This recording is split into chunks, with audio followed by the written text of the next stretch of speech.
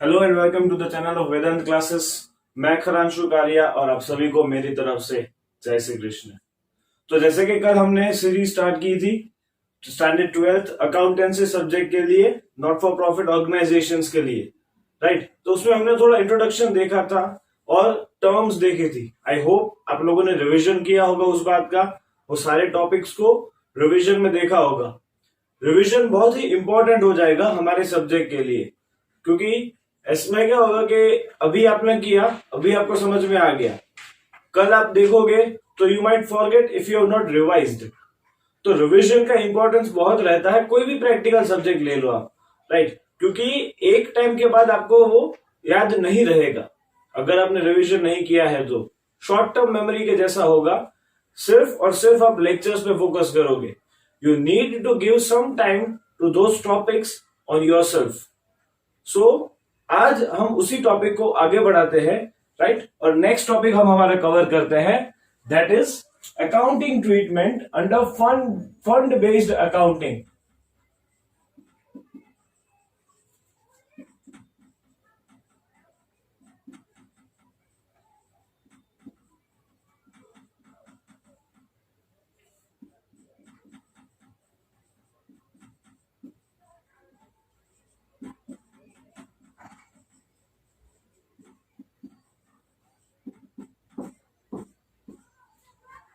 Fund based accounting में क्या आ जाता है कि भाई जो नॉट फॉर प्रॉफिट ऑर्गेनाइजेशंस होती हैं उनको फंड मिलता है अलग अलग पर्पस के लिए, राइट। और हर एक फंड को कैपिटल रिसिप्ट के तौर पे ट्रीट किया जाता है और वो दिखाया जाता है लायबिलिटीज के अंदर, ठीक है। तो ये बात को ध्यान में रखनी है कि कोई भी फंड अगर आपके पास अवेलेबल है, क्वेश्चन में लिखा होगा fund for XYZ activity, fund for construction of building, that means कि वो पैसे सिर्फ और सिर्फ बिल्डिंग के कंस्ट्रक्शन में यूज होंगे और कहीं पे नहीं, राइट। तो ऐसे सर्कमस्टेंसेस में अगर हमारे पास ये फंड अवेलेबल है तो उसके रिलेटेड अकाउंटिंग एंट्रीज क्या रहती है या अकाउंटिंग ट्रीटमेंट क्या रहती है, वो हम ये वाले लेक्चर में देखेंगे।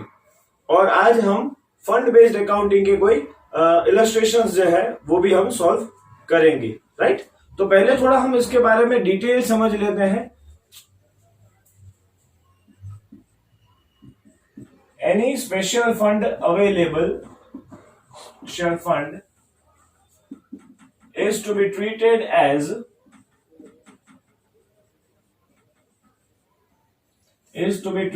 as capital receipt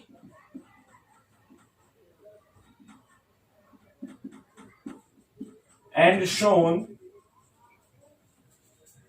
in the liabilities। ठीक है, ये एक पॉइंट आपने ध्यान में रखना है कि कोई भी स्पेशल फंड हमारे पास अवेलेबल होगा तो उसको हम कैपिटल रिसिप्ट समझ के लायबिलिटीज के अंदर शो करेंगे, राइट। और एक बात क्या ध्यान में रखनी है, तो कि अभी हमारे पास जो फंड है, हम नहीं, कोई भी ऑर्गेनाइजेशन होती है वो उसके पास जो फंड अवेलेबल होता है ना, वो फंड को अपने पास ऐसे ही नहीं रखती है।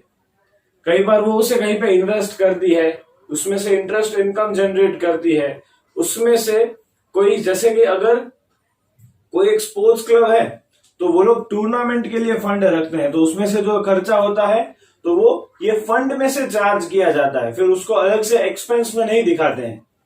तो ऐसे सर्कमस्टेंस के अंदर जो भी फंड के रिलेटेड इनकम होती है वो इसमें ऐड की जाती है, मतलब कि लायबिलिटीज में ही उसको लिखा जाएगा। अगर फंड की कोई इनकम है तो, या फिर एक्सपेंसेस रहते हैं तो उसको हम फंड में से ही डिडक्ट करेंगे। We will not deduct them from, और we will not charge it in the income expenditure account. तो ये बात को आप ध्यान में रखना, राइट। तो ये हमारी दूसरी नोट हो जाती है, any income related to fund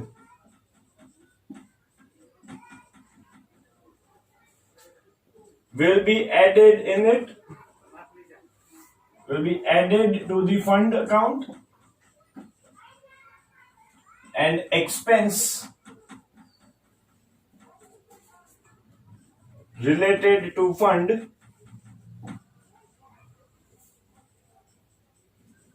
will be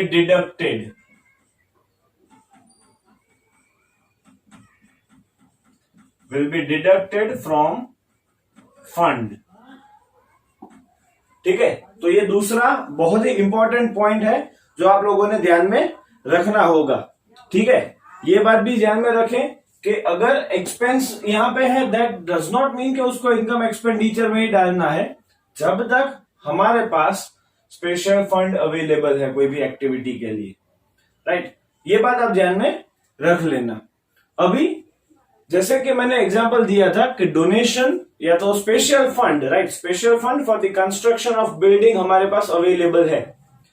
तो अभी उसमें से जो फंड हमारे पास है उसमें से अगर हम थोड़ी बिल्डिंग खड़ी कर लेते हैं, that means now fund has been utilised for that purpose for which it was there.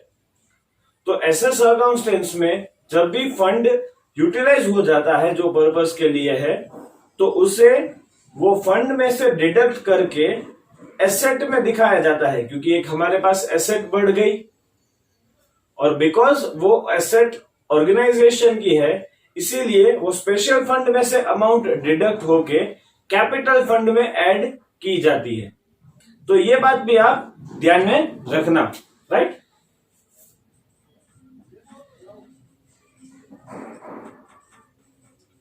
Any expenditure incurred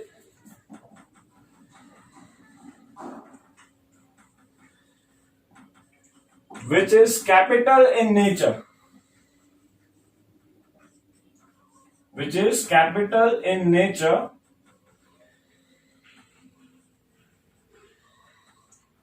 should be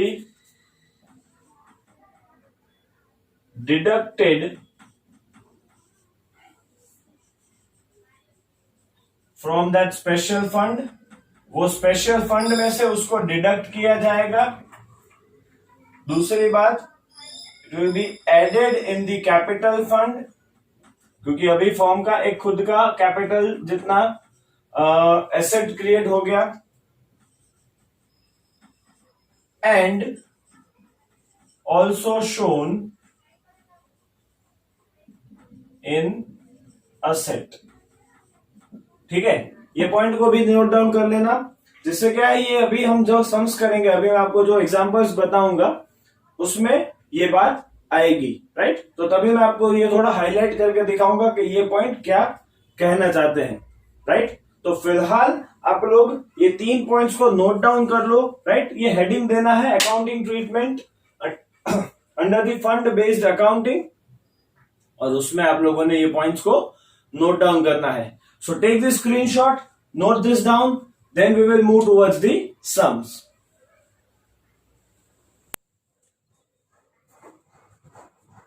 तो ले लिया स्क्रीनशॉट सबने।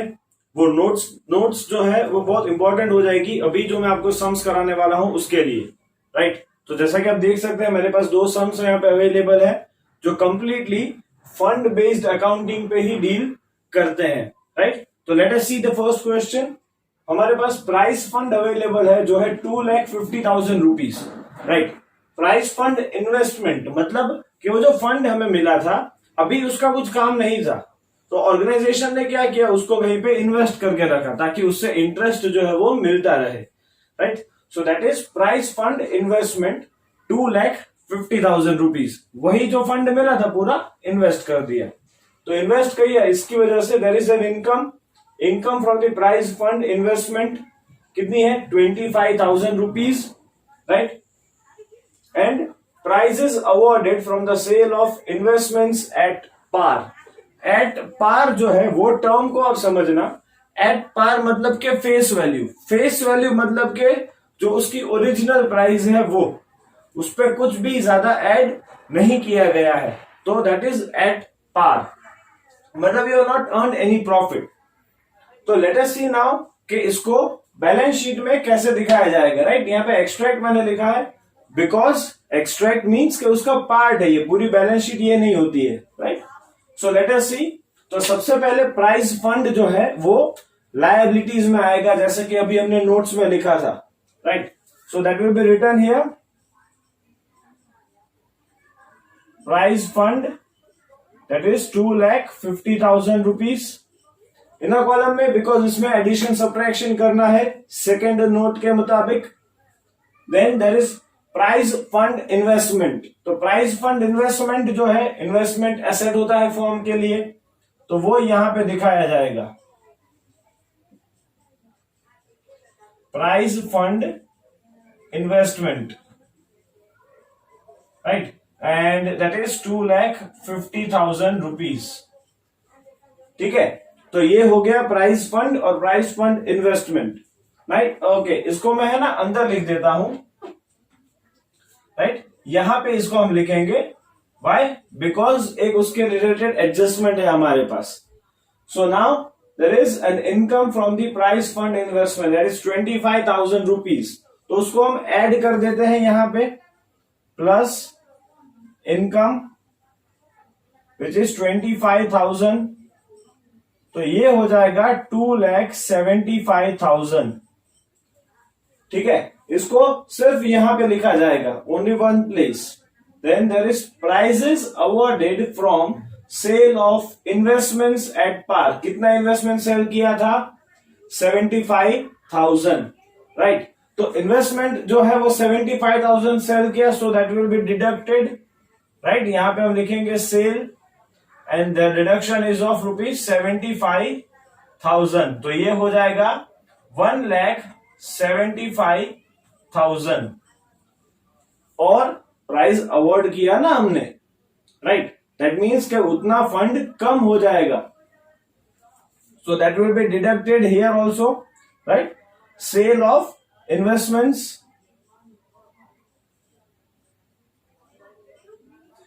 $75,000 will be deducted from here also, so ये हो जाएगा 2 लाख।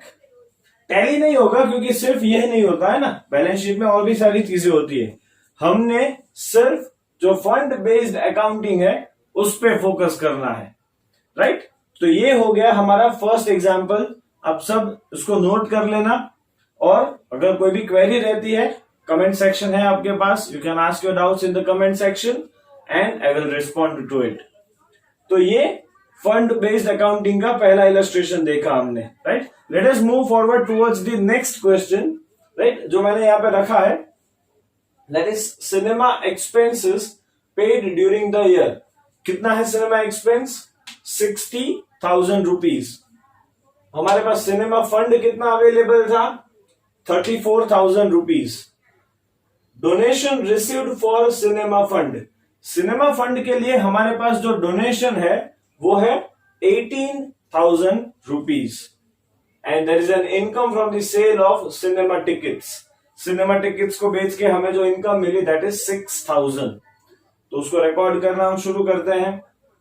सबसे पहले हम लिखते हैं cinema fund, right, that will be recorded here.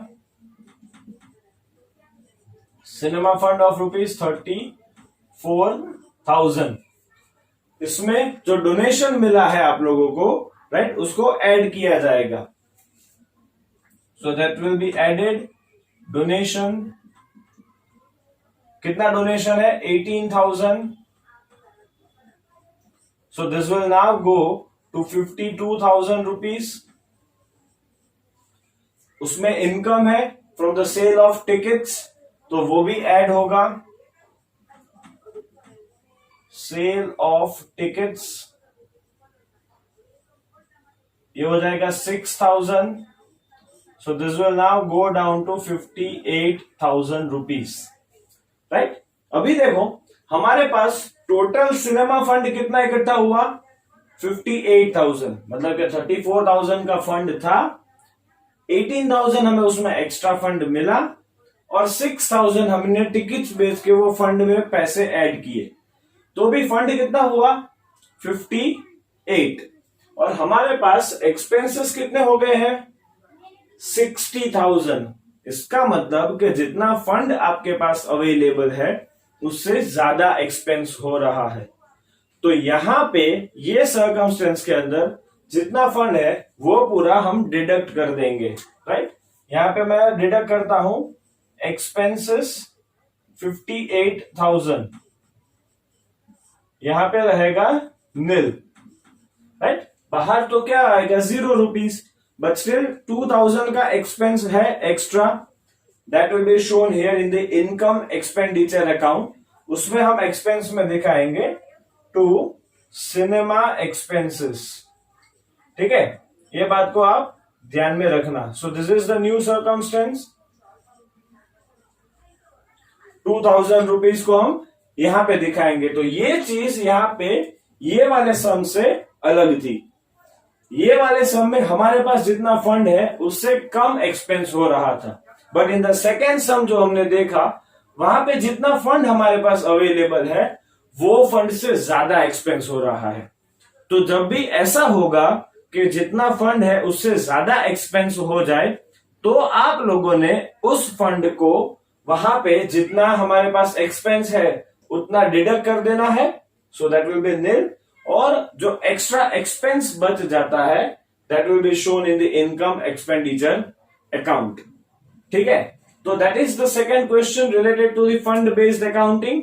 हम और एक दो क्वेश्चंस करेंगे जिससे आपको ये कंसेप्ट 100% क्लियर हो जाए, राइट? So keep this, take the screenshot, note it down in your books, right? Take the screenshot fast.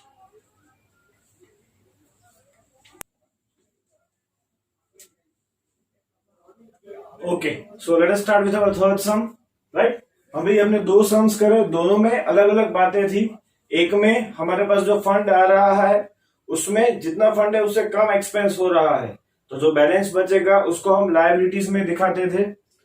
इसके पहले उसके बाद जो हमने सम किया, राइट, सेकेंड सम, वहां पे कैसा हो रहा था कि जो फंड हमारे पास अवेलेबल है वो कम पड़ रहा है और एक्सपेंस हमारा ज्यादा होता है। तो जब भी ऐसे सर्कमस्टेंस क्रिएट होते हैं तो हम वो जितना एक्सपेंस ज्यादा है, 2000 रुपीज जो ज्यादा था उस सम के अंदर, उसको हम कहां पे दिखाएंगे? एक्सपेंस में, right? Now let us just have a look at another concept. यहां पे देखिए, capital fund as on 31 March 2017 20 lakh rupees. Building fund as on 31 March 2017 10 lakh rupees. Building fund investment at the rate of 9%। जब भी आपके पास percentage available होंगे तो ध्यान रखना वहां पे दाल में कुछ काला होगा, राइट? वो आपने फाइंड करना है कि क्या काला है। सो building fund investment at the rate of 9% per annum as on 31st March was 10 lakh rupees. Donation for building which we have collected or received in 2017-18 that is 5 lakh rupees. Interest received on investment is 45,000. ठीक है, यहां पे ध्यान रखना, वो जो दाल में जो काला है वो यहां पे है। Expenditure made on the construction of the auditorium, that is building, in 2017-18 is 14,50,000. मैंने जो सबसे पहले नोट्स लिखवाई थी उसमें जो थर्ड नोट है, ये वाली जो पॉइंट है ना, वो थर्ड नोट से रिलेट करेगी। ठीक है, तो जब हम ये करते हैं तो या तो आप पॉज करके वो नोट पहले रीड कर लो, या फिर ये देख लो और इसके बाद फिर से नोट को रीड करना, सो दैट वो कंसेप्ट आपके माइंड में एकदम कॉन्क्रीट हो जाएगा, राइट? तो let us start with our sum. सबसे पहले हमारे पास क्या अवेलेबल है? Capital fund which is 20 lakh rupees. तो उसको हम यहां पे लिखते हैं कैपिटल फंड 20 लाख, राइट? उसके बाद हमारे पास अवेलेबल है बिल्डिंग फंड। तो बिल्डिंग फंड को थोड़ा हम यहाँ पे जगह छोड़ देते हैं, इसमें एक एडजस्टमेंट आएगी तो, right? So let us write down that building fund here. Building fund,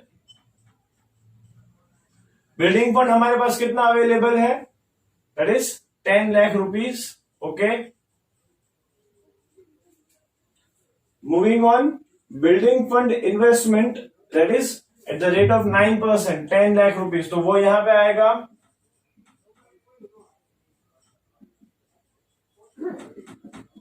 building fund investments 10 lakh rupees. ठीक है, तो ये हो गया। Moving forward, donation for building which is collected. तो डोनेशन अगर हमें मिलता है तो उसको हम क्या करते हैं? ऐड करते हैं, तो वो यहां पे प्लस हो जाएगा।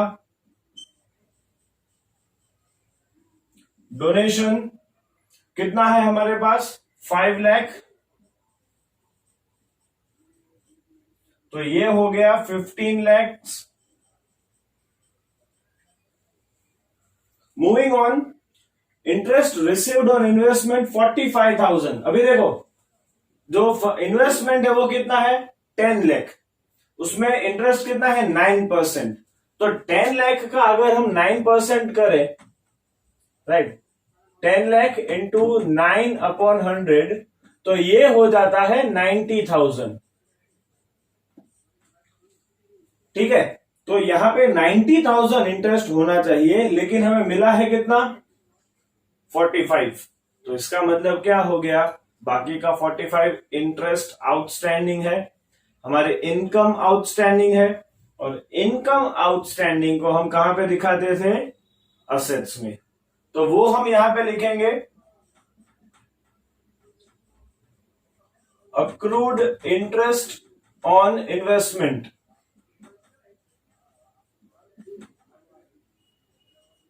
$45,000, and this is the income relating to the fund, तो यहां पे वो ऐड हो जाएगा प्लस इंटरेस्ट ऑन इन्वेस्टमेंट, यहां पे ऐड कितना होगा 90,000, तो ये हो जाएगा 15,90,000, बिकॉज 90,000 हो रहा है ना हमारा इंटरेस्ट ऑन इन्वेस्टमेंट जो है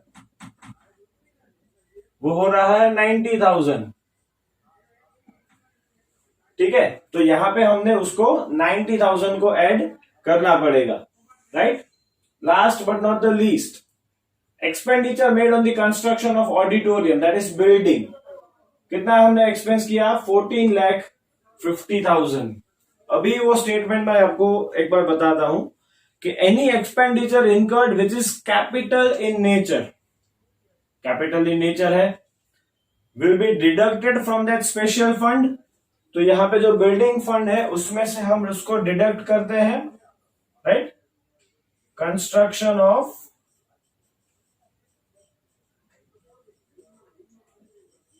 ऑडिटोरियम कितना था 14,50,000, तो ये हो जाएगा 1,40,000 construction of the auditorium, right. तो पहली बात deducted from that special fund, दूसरी बात added in the capital fund, तो यहां पे वो हम ऐड करेंगे कंस्ट्रक्शन ऑफ ऑडिटोरियम, ये हो जाएगा 14,50,000 प्लस, तो ये हो गया हमारा 34,50,000, and the last one it will be shown in the assets, तो उसको हम असेट्स में दिखा देंगे कंस्ट्रक्शन ऑफ ऑडिटोरियम,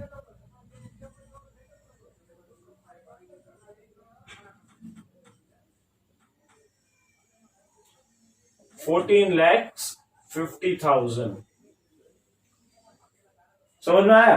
तो ऐसे ये पूरा सम जो है वो होता है, ऐसे अकाउंटिंग ट्रीटमेंट दी जाती है under the fund based accounting. जो भी फंड्स रहते हैं उसको हम इस तरह से बुक्स ऑफ अकाउंट्स में दिखाते हैं, ठीक है। तो इस बात को भी आप नोट डाउन कर लीजिए, take the screenshot of this sum, right, and note it down in your books. कोई भी आपको डाउट रहते हैं you can ask me in the comment section, I will surely respond to it, right. ठीक है, तो यहां पे खत्म होता है हमारा लेक्चर नंबर 2, जिसमें हमने कंसिडर किया है accounting treatment of fund based accounting. Thank you very much.